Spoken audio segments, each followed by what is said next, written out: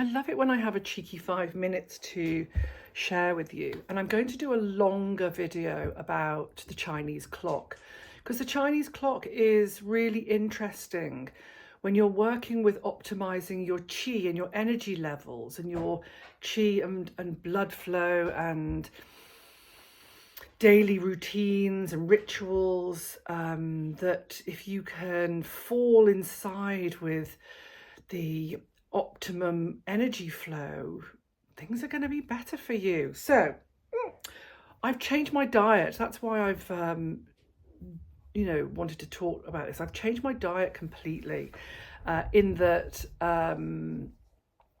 not changed it completely, but I've adjusted the way and the hours that, because I was reading a lot about, fasting and human being diet and my macrobiotics and fasting and keto and everything. I'm so fascinated by it all. But then I come back to my macrobiotic teachings and the 5 elements and the clock, the Chinese clock.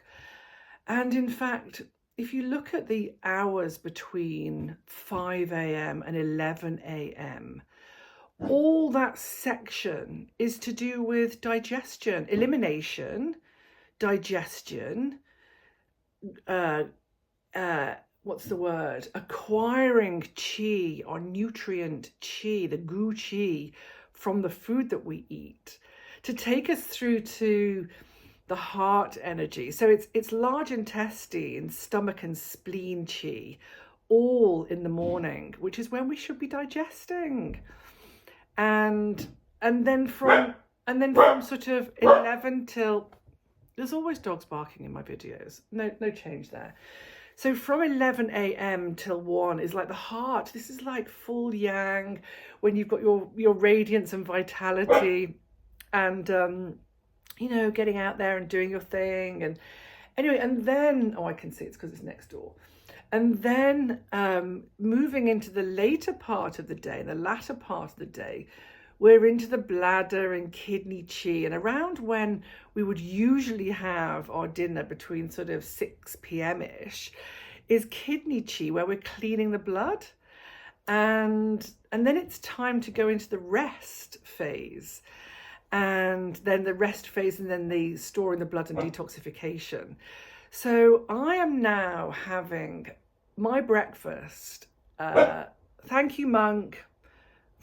Just 1 second. Can you believe it? He talks to me like that.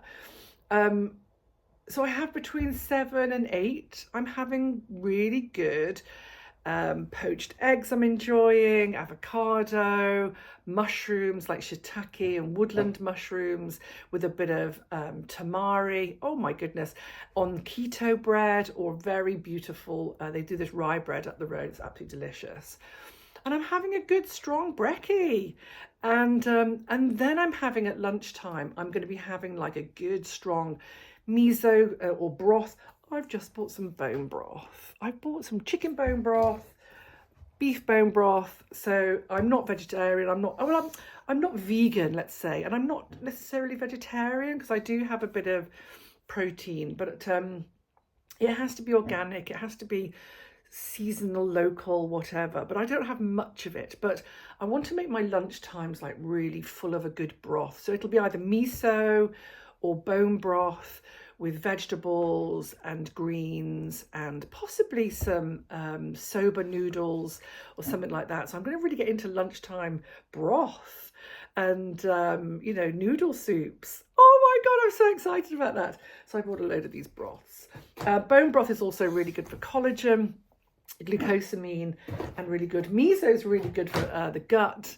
So I'll be having, alternate sort of miso and bone broths. And these are quite expensive actually, and miso is not so.